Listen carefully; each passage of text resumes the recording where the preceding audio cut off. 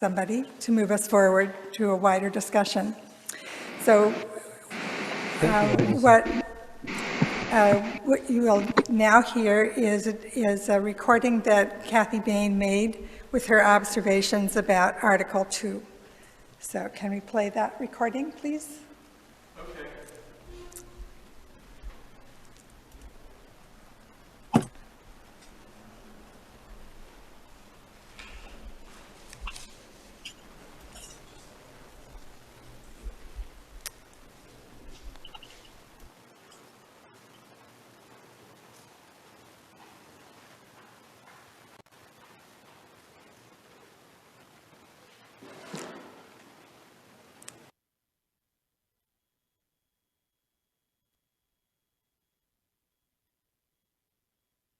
The purpose of this workshop is to present information on Article 2 of the Unitarian Universalist Association bylaws and a brief update on the 8th principle. It is meant to address some of the concerns expressed by our Mission Peak congregants, including not feeling knowledgeable or comfortable with Article 2 process and not understanding the reason for change. Barbara Myers, Lucien Bouvier, and I have been privileged to be delegates representing Mission Peak at the Unitarian Universalist Association General Assembly, June 2023. We are again trying to bring information back to our congregation as best we can, including updates on the Article 2 Commission and the 8th principle. We'll present some background and then try to answer questions as well. Article 2 of the UUA bylaws describes the UUA's purpose and its foundation for all the work of our UUA and its member congregations and covenant communities. When the Universalist Church of America and the American Unitarian Association merged in 1961, the original 6 principles were adopted. In 1985, the current 7 principles were passed by the UUAGA. Minor changes have been made in between and since, but major change opportunity happens only every 15 years. The purpose of the 15-year review is because we are a living tradition, and updates are meant to keep us relevant. The UUA bylaws mandate a review of Article 2 every 15 years and allows the board to appoint a commission to do this. The current Article 2 Commission began work in 2020, and in 2021 they began hosting theological panel discussions, surveys, and focus groups to get ideas of shared UU values and inspirations. The appointed Article 2 Commission presented a draft of their work rewriting the UUA bylaws at the 2022 UUAGA.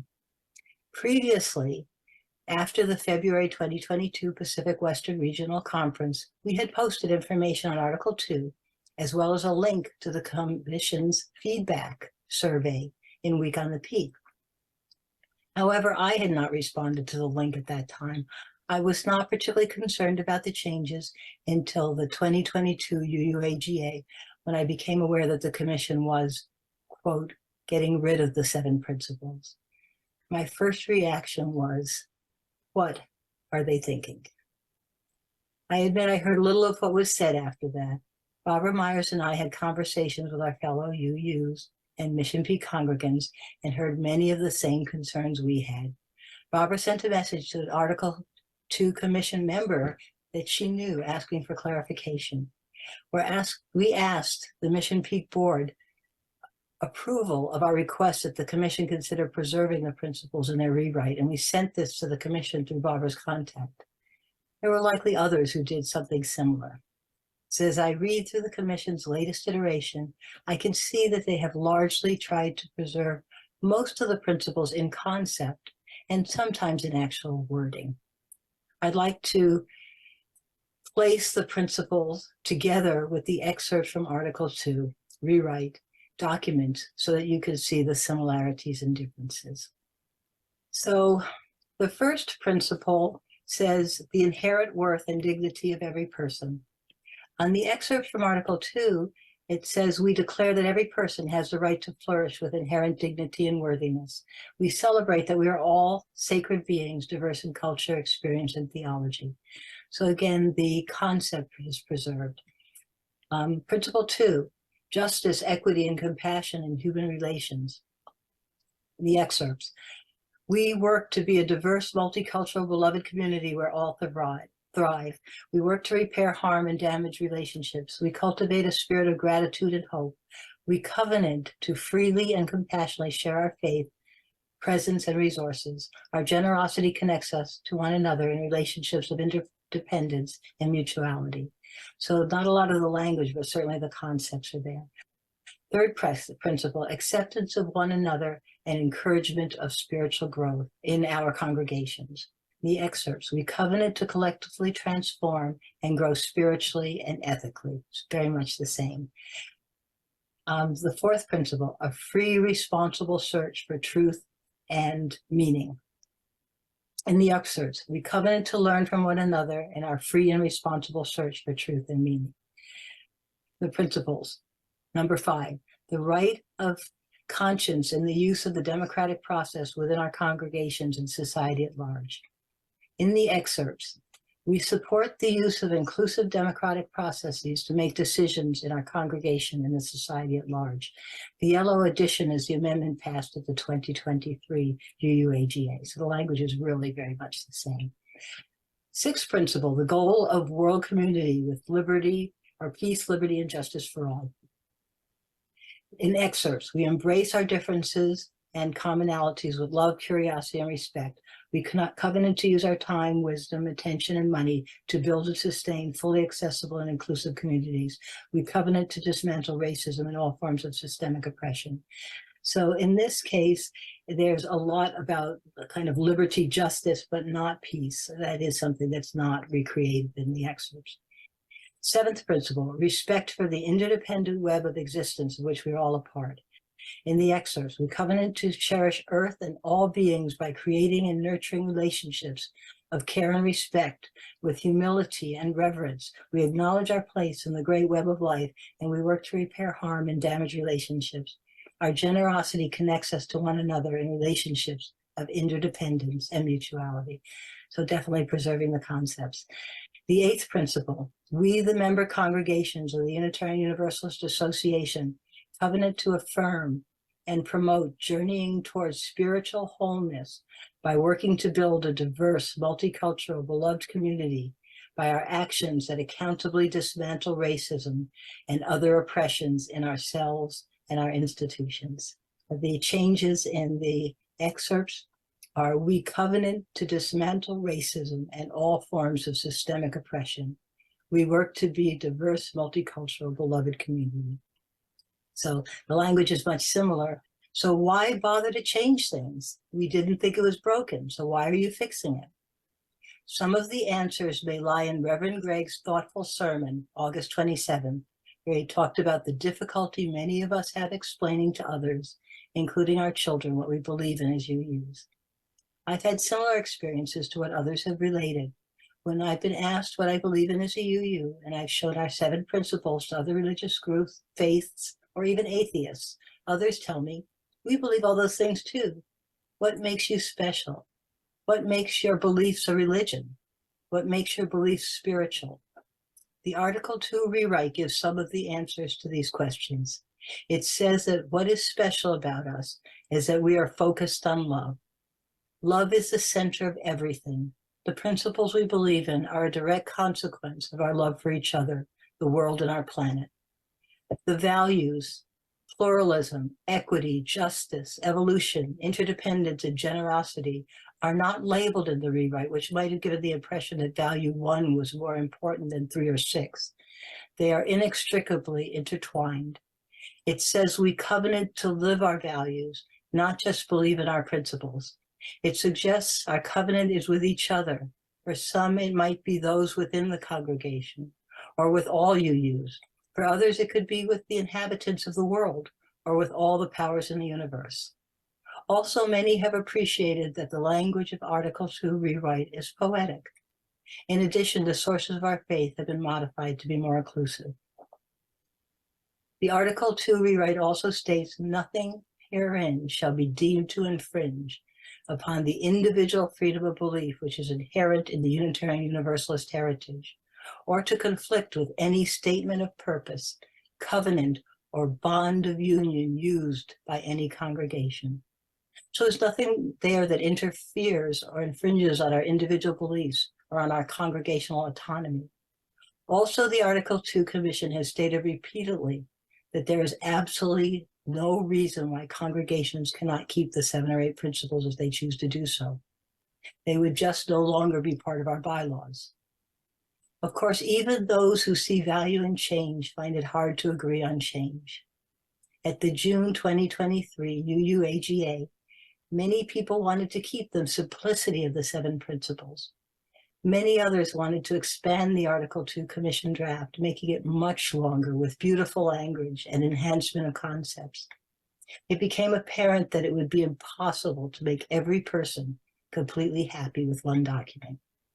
But the hope was to achieve a document that we could all be proud of, even if we continue to maintain the 7 principles on our congregation walls and carry them in our pockets. At the end of the June 2023 General Assembly, the delegates had the opportunity to vote to stop the Commission's work or ask them to continue for another year. Those people who felt that the 7 principles were fine the way they are had the easy opportunity to vote to stop any further work on Article 2 Commission. However, 85% of delegates voted to continue the work for another year and then to vote on the results. At the next UUAGA meeting in June of 2024, 2/3 of delegates will have to vote in favor of the final document for the bylaws to be changed. If it fails to pass, there will not be another commission tasked with changing or improving this document for 15 years. There are 9 months remaining for our UU communities to become more familiar with Article 2 and vocalize any changes they would like to see. We don't yet know what mechanisms will be available to request changes, but we will pass along anything that we learn. However, my own experience with networking with others to get an amendment to Article 2 passed suggests that if you wish to effect change, your best opportunity may be to request to be a delegate at the next Pacific Western Regional Assembly, April 19th to 20th, 2024, taking place online and in person. Ask to have your concerns put on the agenda, and in the meantime, network with others in the Pacific Western region to request change. Finally, the 8th principle is on a separate track from the Article 2 rewrite. It was written in 2013, and a study commission was enacted in 2017 by the UUAGA. Over 240 congregations and UU organizations have adopted the 8th principle. Mission Peak adopted the principle in 2022. The 8th principle could be voted on at the UUAGA in 2024, regardless of whether the Article 2 rewrite is adopted. UUs are not alone in our efforts to adopt the 8th principle. Many teaching groups, schools, medical groups, even the United Nations have adopted similar principles to the 8th principle. This includes the American Federation of Teachers, UConn Center for Educational Policy, the American Psychiatric Association, and the American Academy of Pediatrics. Religious institutions adopting policies to dismantle racism include the Canadian Unitarian Council, which is similar to the United States Unitarian Universalist Association.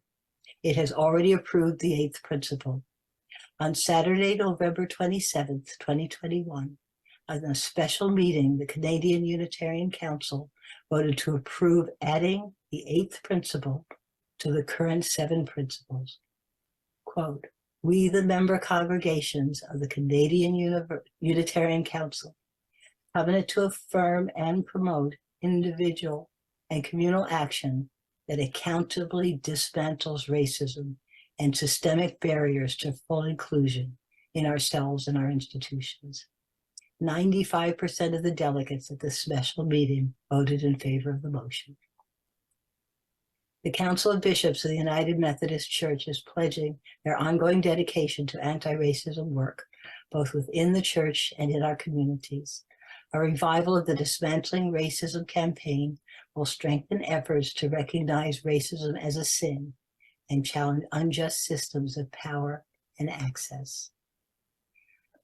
I have been very grateful for all the institutions working to widen the circle, and I'm especially proud of Mission Peak. I have learned so much in the process of trying to achieve and expand the beloved community. Thank you all for listening. Peace be with you.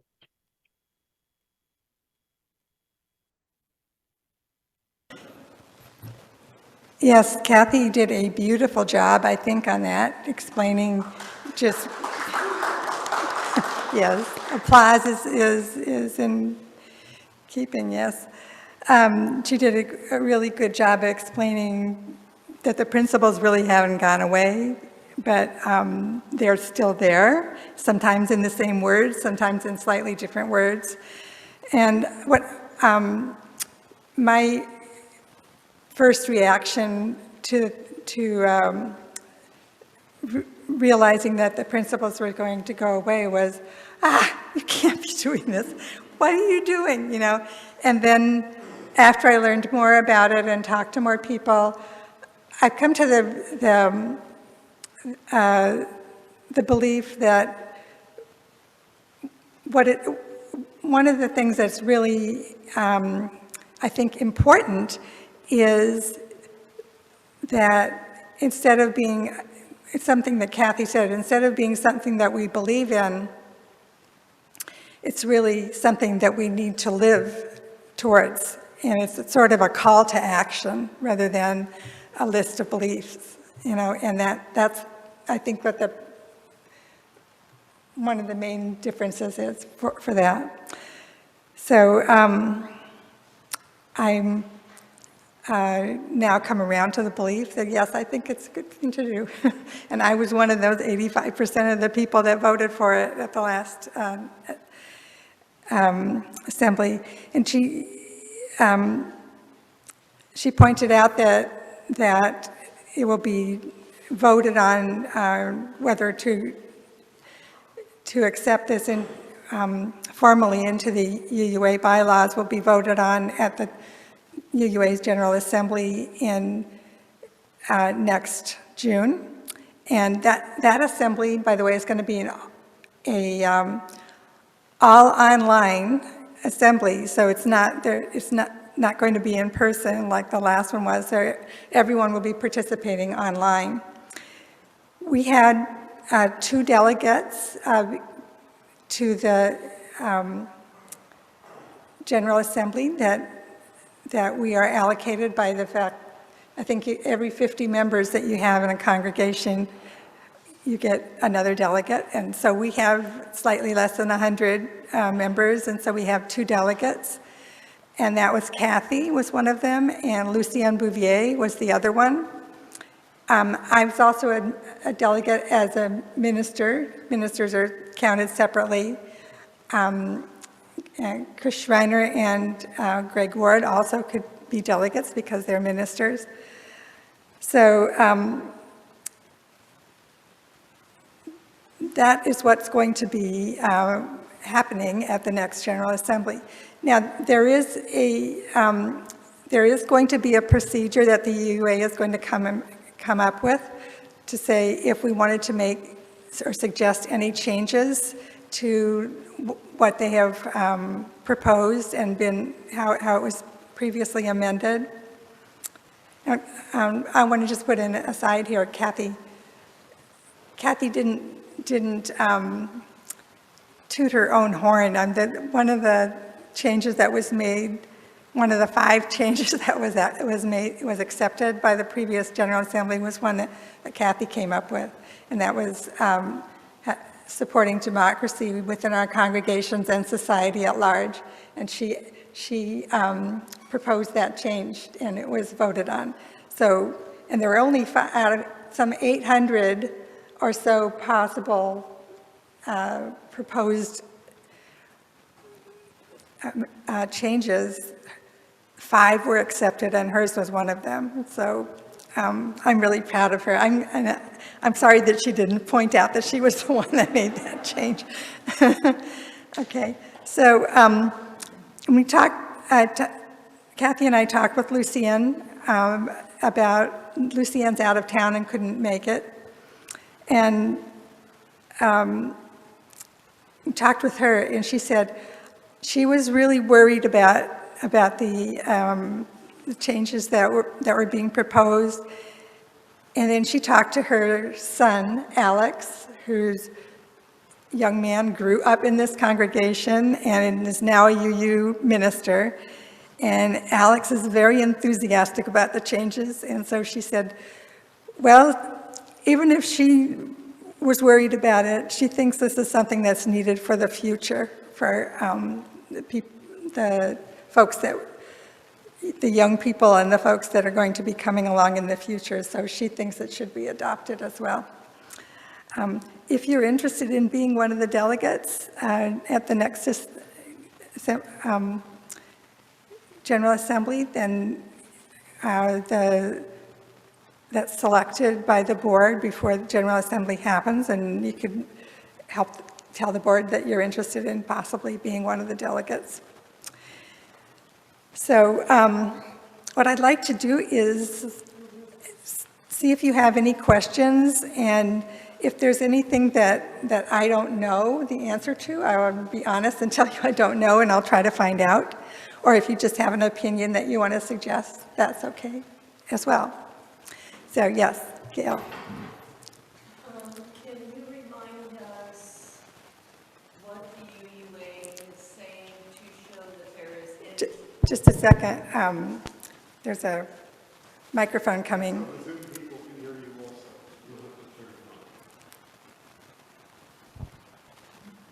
Can you remind us of what the UUA is saying to show that there remains or is any spirituality in the organization? Because that was Well, not... there is spirituality that's mentioned in those. I don't know if you didn't see it? I didn't catch it in, if we have all the wording again, I would be interested in Okay, seeing so... it. But it doesn't seem that it was at all an emphasis. Okay. Well, I mentioned that there were 5 amendments that were approved, 5, and I think 2 of them had to do with adding spirituality explicitly into the new statement of principles. And I don't know if she showed it here, but I can send you or anybody that wants the specific statements that were put into the new Article 2 that have to do with spirituality, but it's there. In fact, I think that was one of the emphasis of this last General Assembly, both in the ministers' meetings and also when we were voting on the changes to the Article 2, was that spirituality was being added into what we're doing. So, okay. So, yeah, I'm sorry that it didn't show in Kathy's picture. It may have been there, but in just trying to catch it quickly, I didn't see that. And Okay.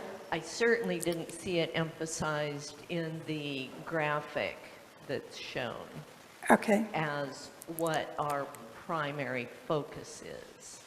That it's not a word that's highlighted. Okay. Thank you, and thanks for pointing that out. I'll see if I can send out the specific wording that was selected. She didn't include that in her pitch. Okay, any other? Yes, Paul. I have both questions and comments, but I feel it's better to get questions answered before beginning commenting. Oh, am I turned on? Yes, speak Okay. into the microphone, please. Yes. Okay, I have questions and comments both, but I feel it's better to get questions answered before beginning commenting. The comparison that Kathy gave, the point by point, that was very good. I attempted to do that myself before the GA and could not find much comparison. So my question is, did I just not see it then, or is this mostly from amendments that have been added to the proposal that we we see a carryover of Okay, but what you were trying to, the things you were comparing, was that before General Assembly that you did it? Okay, so there is something that there, after the amendments were made, there were some changes made, and I think maybe what we could do is send out to everyone a list or what the Article 2 looks like with the changes in it. And then you'll be able to, see where the differences were. That would be very good, and maybe it's already been provided. I had less time since GA to look over the present status of things, so that would be very good. Thank you. Okay, good. Yes, any other questions? We have questions for people online. Is there anyone in the audience that has a question before we move to online? So no one has a question in the audience before we go online. All right, I need the microphone. I have a critical comment. We'll get to you, David, in a minute. Sorry about that. Turn on the mic, please. Okay. Yes, Paul? Okay, I've received sufficient instruction for the microphone. I hope I am heard now. I first want to thank Kathy very much because I was reading through the PDF online of the changes, and she put them together in an outline that was just brilliant and compared each change to the prior language, which I found really very, very helpful. So thank you for all your work in doing that, and for your proposal that was accepted. Thanks so much. When I try to explain the principles of Unitarian Universalism to people, it is a little bit difficult, but I think these changes make it even more difficult. That is, it's a rewrite of a rather terse set of principles that expands the wording by a factor of 4 or 5 maybe. And I don't interpret it myself as a better emphasis on a call of action. Merely appending to the front of each principle, we covenant to collectively something. Doesn't sound like a call of action to me. It sounds like ministerial lexicon that no one else understands. If I say we covenant to my auto mechanic, I'll get a weird look, like am I from Mars? It just doesn't have that much meaning to ordinary people, I don't think. If I were to take the 7 principles and give them to a high school class with some rules for bad writing and say apply each of these rules, I think they'd come up with the new principles. They're wordy, and it's very painful to just get through to the end of the sentence, to what the point of each principle is, because there's so many clauses that go before. So I can't say that I like the writing of them. The same principles are in there, though, so I also can't say that they're a big change. It just seems more obscure to me. I don't think that actually matters, by the way. So this isn't a terrible criticism, because no one reads bylaws, and most bylaws are terribly written anyhow. I think what people will do is they'll synopsize them and print them on a little card and put them in the wallet so that they can remember them, which is what I do now with the 7 principles, except I boil them down to 7 words, and that way I can explain them to people. So I know this sounds like a pretty harsh criticism, but I don't frankly see the point of it all. I just see it as a sort of trendy, modern way to rephrase things in a more obscure way. That's my overall impression.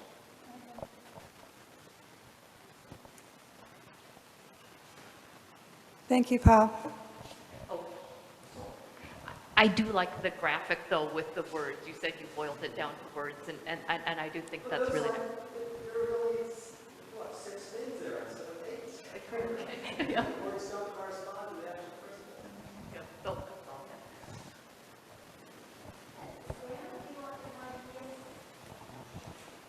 yeah. John, go ahead. It's turned on? Okay.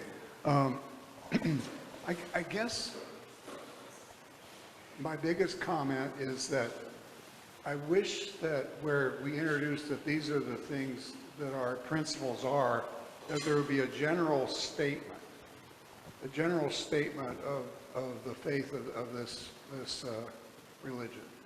I don't have one handy in my pocket, but I think such a thing could be created.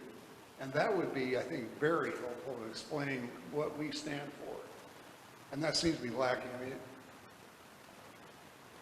I guess that's my comment.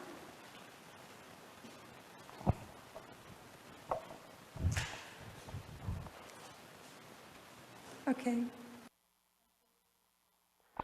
Go ahead, Dave.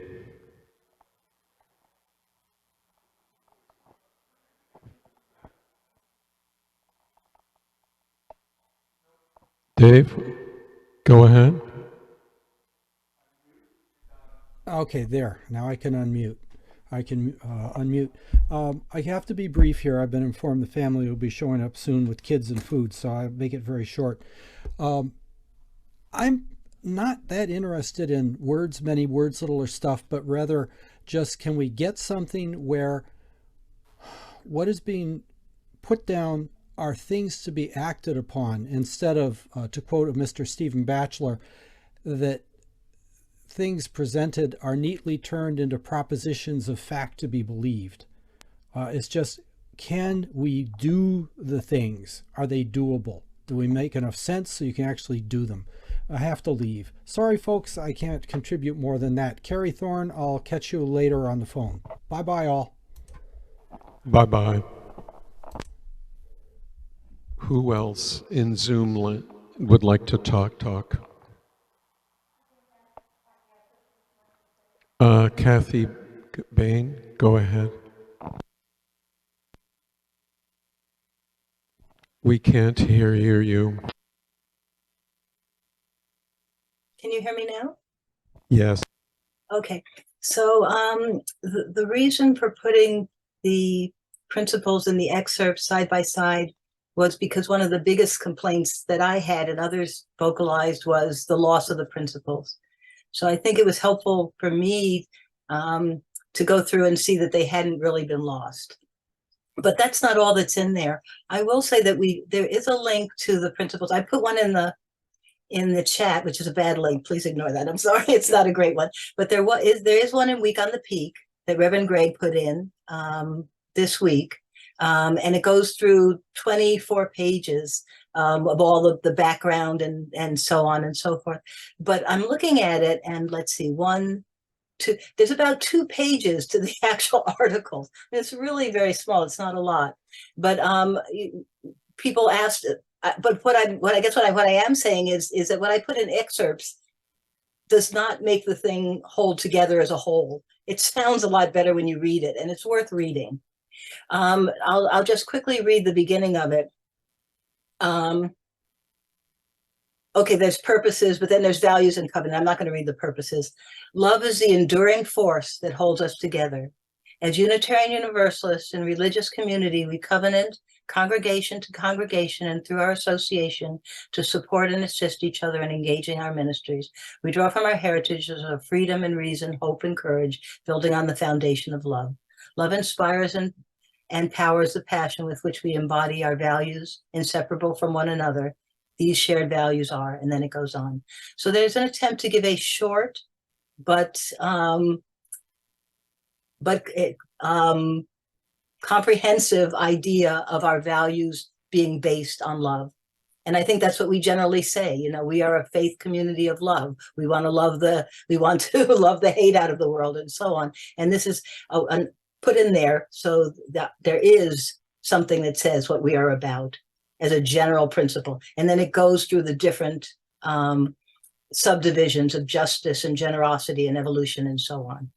So from my way of thinking and looking at it, it does about as well as you can do with a very short document. It can certainly be made more beautiful. When I listened and read some of the things that people wrote, they were beautifully written, lovely things, you know, about each of these things. They didn't necessarily change the ideas, but they certainly talked in more detail about spirituality and so on. And they were lovely, but it got longer and longer and longer and longer. And then there were the people who, you know, as the comment we just heard, you know, why make it longer? It was fine the way it was. And so that there was always that kind of conflict. I would say that I certainly have heard some things. When it came time to vote on it, I voted for a lot of stuff. I liked all the pretty stuff that people were putting out, but people in general thought that it was unnecessary and didn't vote for it. So there were only 5 that got passed. What I would say, if people do feel strongly about something, is they really should, you know, consider being delegates and get that out there and network and so on. If there's something you think is missing that should be in there. My thoughts. I hope that helps. Thank you. Was it Julie Ganslin? Did you want to say something? No? If somebody wants to speak, wave or... Hi, Terry. Go for it. Hi there. I guess I have a few reactions. 4 as I look at my little outline. The most important thing to me is stepping back to the why we would do this. And I think it's really, there is a powerful need in my mind, in my heart, for us to realign what we've written in our Article 2 and our principles because of what our aspirations are relative to what we have actually accomplished. So if we look at us as a denomination and we say we value the inherent worth and dignity of every person and we aspire to be a beloved community that is wildly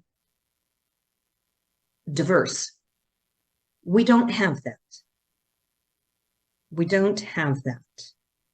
And so I think it's time for us to do some soul searching and say, why, you know, what is it? Is there something about our list of beliefs that's just not powerful enough to get us to the result that we aspire to?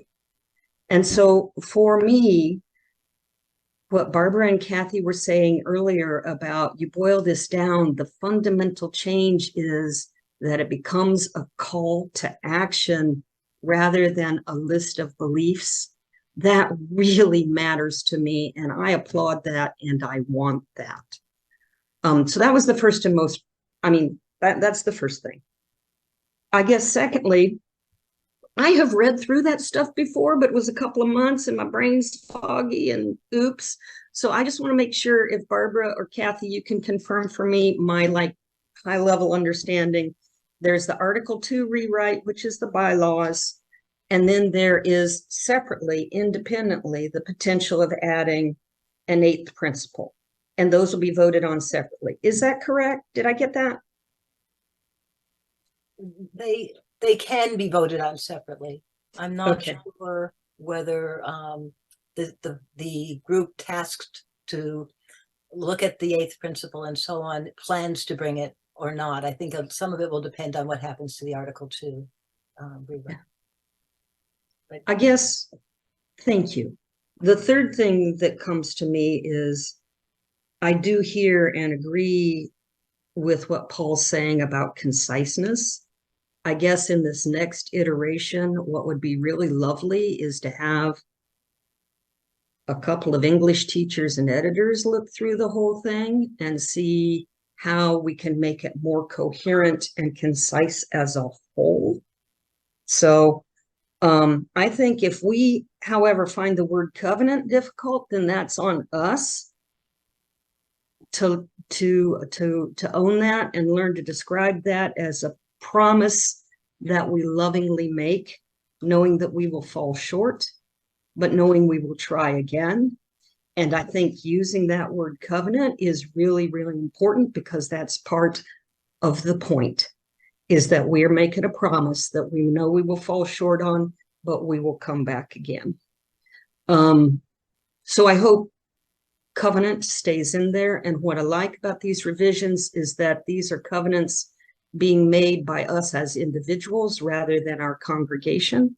So that is a level of detachment that I don't think serves us. So I like it that the principles call to the individual to make that promise rather than a group of which we are a member making the promise. There's a difference there. And I find that really powerful. So what I promise to do is go back and reread the latest version and spend some time in contemplation about it with regards to what I might think would be an improvement. Where I am right now is it's not perfect. And yes, I am attached to those 7 principles, but we needed something more to help us reach the beloved community that we want to become. So I'm going to spend some time in my own heart rereading it and thinking about what it would mean to me. So Lucianne and Barbara and Kathy, thank you for your work. And I'll be quiet now.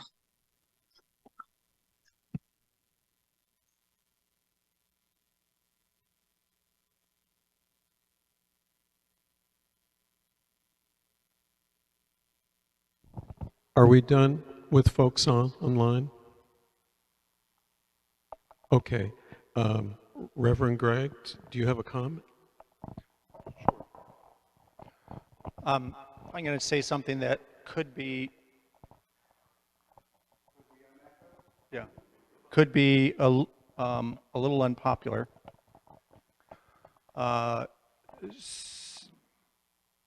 One of the things that I see about this effort, and the reason why I think the UUA as a whole put this in our bylaws to visit every 15 years, is because every generation deserves expression in this movement.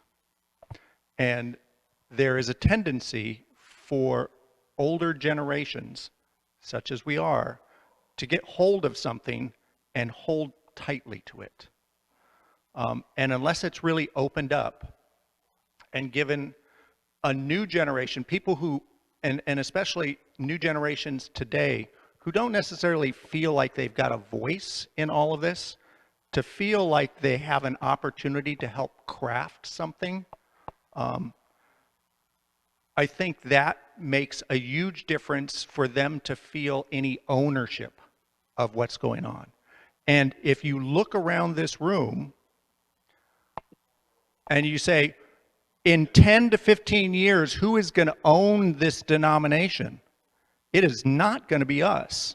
And unless we create room for people to come in and feel like this denomination speaks for me, and I know it speaks for me because I helped to craft what it says. If we don't do that today, I fear for what we will come about. Now, this younger generation, and I realize that General Assembly, if you've ever been to General Assembly, has a huge contingent of older people, right? You will notice that right away when you go there. But it also has a huge contingent of youth, right? Not so much in the middle, just like our congregations, right? When you're in the middle, you're busy with careers, you're busy with family and teaching, but it has huge youth. And I'll tell you, anybody who wants to get anything done in this denomination, they court the youth. So they try to get the youth in their camp, and if the youth will speak for their movement, they're in, right? And I think that's one of the things that we really just need to be cognizant of. And I know that the youth supports this. Now, one of the things that I think the reasons why they support it is we, again, I'm putting myself in this camp of the older generation, we love words. We are just thrilled to death with words, and we will talk about words with our last breath. And we'll edit and we'll correct grammar and we'll do all kinds of great things about words. So even in this, we talk about words between this and that. The thing that I love about this new resolution is it's much like youth, is it tends to be imagery oriented. One of the things that I moved with this new resolution is just the image, and that all the concepts surround love and that they tether to love, which, by the way, I have to make a historic and theological correction. The actual phrase that we cite, we're going to love the hate out of this world, that we say all the time, that's not the phrase that it was meant to be. It was, we're going to love the hell out of this world. Because it was very purposefully from our universalist tradition to say that love is what is going to reimagine this world so that the hell comes out of it, right? So whenever we say love the hate out of this world, we're actually defiling what the original intent of that statement was, right?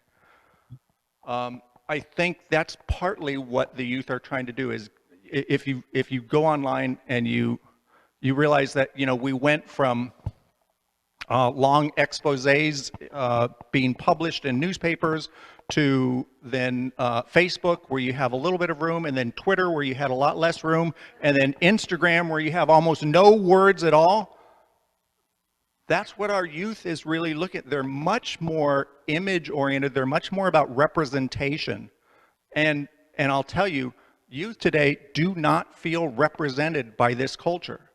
And if you look about covenanting, you can just look back to the last 50 years, and if you're growing up today and you look at like the 50 years that preceded you and all the destruction that we have done to this planet and everything that everybody growing up today would consider to be spiritual, they can say, well, I can see why you don't believe in covenant, because you certainly have not kept yours to us. So in short, I would say this is, you know, not to admonish us, but just to say this is an opportunity that we have to bring a new perspective into something that we love. And it would require us to do something that's really hard for us, which is probably to surrender, or at least open it up a little bit to other people who have control, and they may do stuff that we don't necessarily like or agree with. But we have to recognize that these are the people who are going to carry these same values that we've treasured somewhat into the future. Anyway, that's my 2 cents.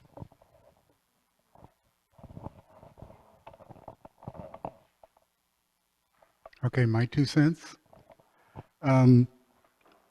First of all, when I first read the proposal before GA, I thought this was awful. It is much better now, and I thank Kathy for her work changing it and for the explanation given, but I still don't think it's there. First of all, I think the criterion is not, are the 7 principles perfect? It's which is better, the 7 principles as they are now, or the new proposal. And I have lots of changes that I would think should be made to the 7 principles, but at the moment they still look a little bit better to me than the proposal. And I'll give a couple specific comments. One, the proposal seems to be much more wordy than the 7 principles. And if part of our problem is coming up with something simple we can say to people to explain our denomination, it looks to me like the 7 principles or 8 principles still do that better than the new proposal. Secondly, to me, as a scientist all my life, truth is very important. The free and responsible search for truth is important. Learning from nature is very important to me.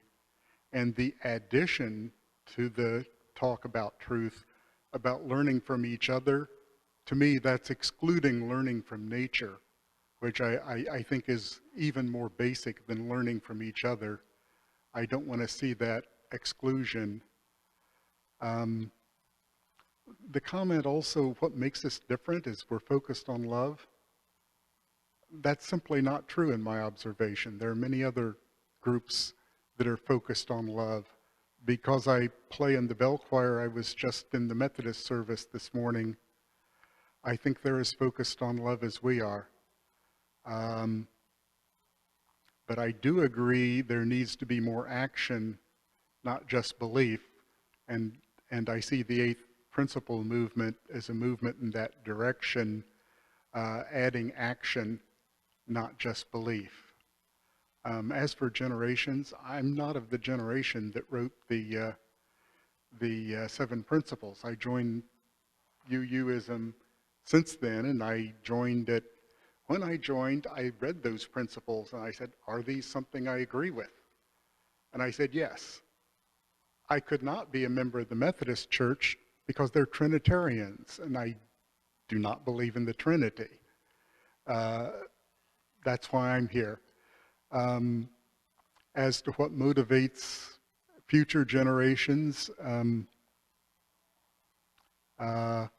my granddaughter, in a 2nd grade report to school about her culture, one page was to be on her religion, and she said, quote, "We are unitary, which means we believe all religions are true." To an extent, I take her as a guide there. Thank you, and I will seriously consider whether I want to offer myself as a delegate to the next GA, and I think there are many others also who might want to.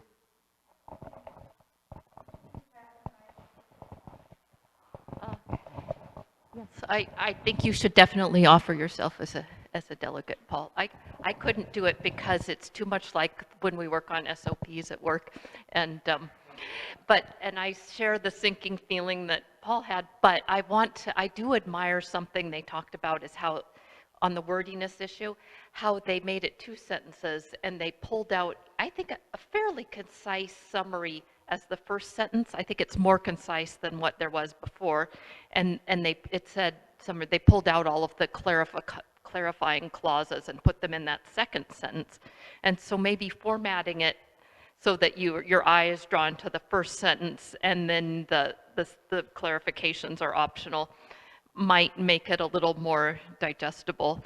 I don't know, I'm trying to just look at that first sentence and see if it speaks to me a little more, and I think it does. They were, obviously a good writer tried to put in lots of active verbs, but writing anything in a committee is, as we know, a really tough challenge. And so I do admire what they come up with, and especially Kathy's contribution. That's all.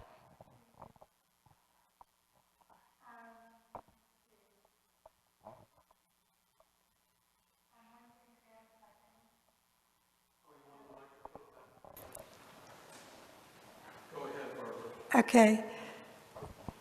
Thank you for that. I know there are a fairly large number of directors of religious education who have always found ways to explain things with pictures and other things that make it easier to understand than whatever the long words are. And they are very creative folks, so I am confident that there are going to be many ways of explaining this that are going to be less verbose, and easier to understand. Any other comments or questions? Okay, well, thank you. Thank you for coming. And when we find out that what the official procedure is for making amendments, that we will let you know. And I think there's some things that we need to send out to the congregation as a whole, as we said. And about spirituality and about what the exact, the changed version of the Article 2 is. Okay, so thank you all.